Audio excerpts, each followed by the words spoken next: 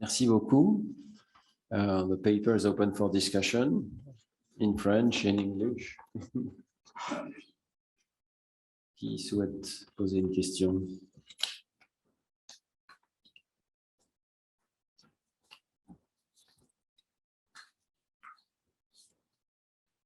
Marcello. Alors, pour vous, quand est-ce que nous pouvons dire qu'elle était clairement une manifestation de la religiosité? Si vous disiez avec les symboles, les premières pierres taillées avec une intentionnalité. Je n'ai pas dit qu'elle est religieuse. Une manifestation d'une activité avec quelques caractéristiques symboliques. Mais je ne sais pas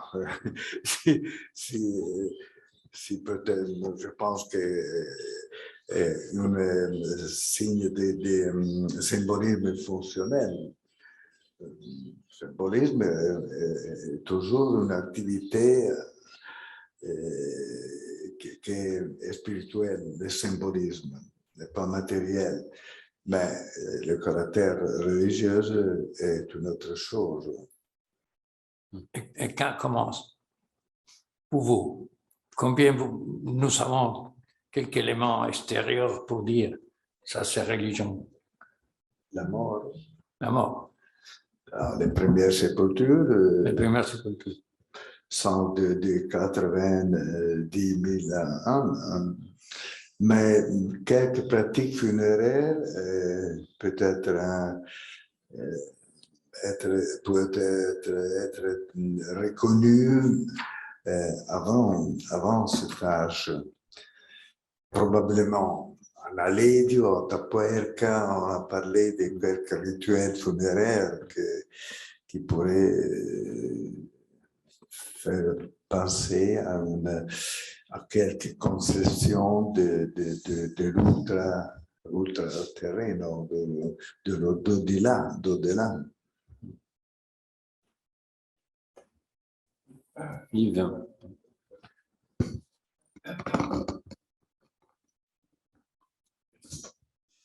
Merci, Lorenzo. C'était forcément très, très intéressant. Et puis, on parle ensemble depuis longtemps de toutes ces choses.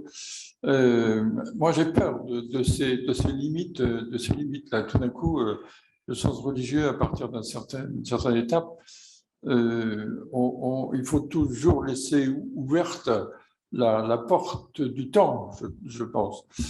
Et je dirais que le côté aussi, moi je vois pas bien le côté symbolique différent du côté fonctionnel.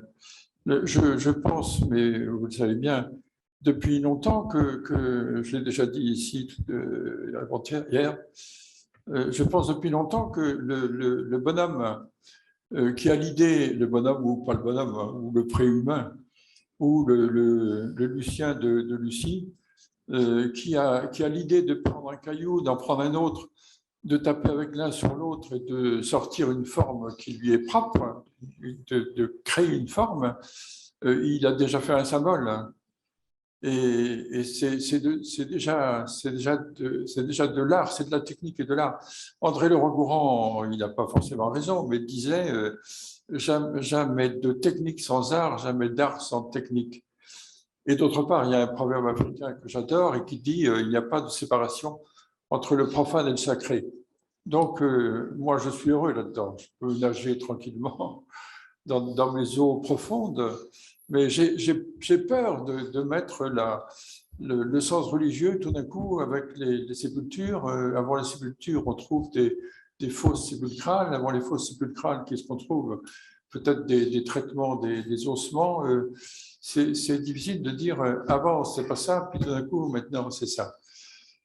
C'est ce que je fais un petit peu en parlant des premiers outils et puis finalement en parlant des humains. Bien sûr qu'il faut une limite, mais est-ce qu'il faut la mettre? Et d'autre part, lors de ce colloque justement de 2019, on a bien vu que le passage tous les passages de l'animal à l'homme, si on peut dire ça comme ça, je ne sais pas quoi d'ailleurs, parce que sont ses limites, que valent ses limites. Mais tous ces passages sont extrêmement doux.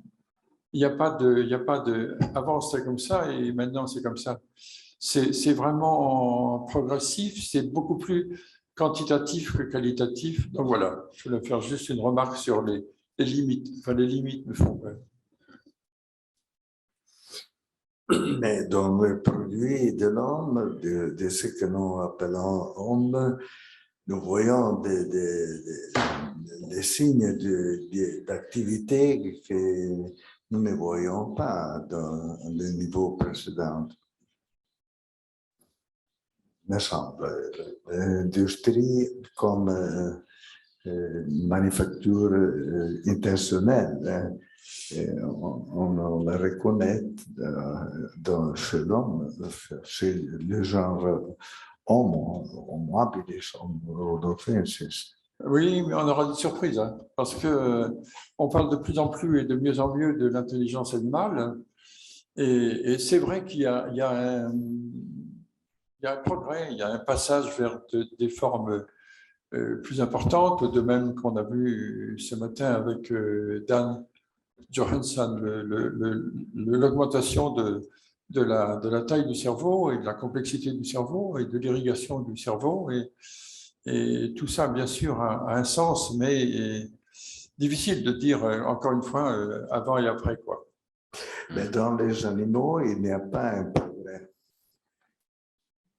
Elle est constante, la manufacture, la laboration.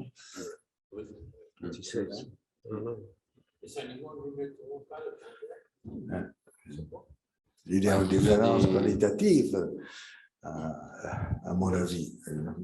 Chez les chimpanzés, il y a une forme de culture. C'est discuté comme ça, en tout cas, avec des progrès, par exemple, dans le fait de laver les aliments. C'est très limité, mais je ne sais pas si on ne peut quand même pas parler de progrès. Vous voulez intervenir là-dessus? C'est-à-dire, juste un mot, alors, si le sujet de l'animal, il n'y a aucune raison d'imaginer qu'il n'y avait pas d'évolution animale, dans le comportement y compris, bien entendu, comme dans toute forme d'évolution. Je voulais revenir, San, si tu te permets, à la question de l'intervention d'Yves. C'est-à-dire que, bien sûr, il y a un processus continu, hein, comme dans tous les comportements humains, mais en même temps, nous devons tout de même, sur le plan méthodologique, nous tenir aux faits, aux données. Or, les données, elles sont sûres, elles sont bien datées, elles sont évidentes, elles sont indiscutables. Donc, si on considère, par exemple, l'apparition du biface, il y a un moment où il n'y a pas de biface et il y a un moment où il y a des bifaces. Donc, ça, c'est tout de même une clé. Et Ferenczi nous a montré que quelque part, vers 1,8, 1,7, il y avait. Puis tout à coup, il continue. Et puis, pareil pour les sépultures. Il y a un moment où on ne voit pas de sépulture et un moment où on l'en voit toujours. Pareil pour l'art figuré. Il y a un moment où il n'y a pas d'art figuré, puis un moment où il y en a toujours. Pareil pour l'agriculture. Pareil pour l'écriture. Donc, il y a tout de même un sens, une logique à cette évolution qui est fondée exclusivement sur les données empiriques, matérielles, indiscutables. Donc, bien sûr qu'on pourrait dire que c'est un processus continu, mais on tourne un peu en rond parce qu'il est à la fois continu et en même temps, il est manifesté par des étapes qui, elles, sont bel et bien matérielles, indiscutables. Donc, je crois que je reprends maintenant l'idée de Fiorenzo, c'est que le symbolisme est évidemment la particularité, Stan, tu l'as montré tout à l'heure aussi, de l'esprit humain, okay, mais il se manifeste par différentes formes. Tu as cité le symbolisme technologique, le symbolisme social, le symbolisme spirituel, et il n'est pas nécessaire de considérer que ces trois formes de symbolisation soient contemporaines. Elles ne fonctionnent pas de la même manière, à la même vitesse. Elles se manifestent de manière différente aussi. Elles ne sont pas coévolutives. Elles sont propres à l'esprit humain, bien sûr, mais leurs manifestations, elles, se succèdent à travers le temps. Voilà mon commentaire. Merci. Marcel, justement, ce que je voulais dire, c'est que notre ami Fiorenzo met la religiosité à partir d'un certain moment. Oui. Et c'est ce moment que je me redoute. Voilà.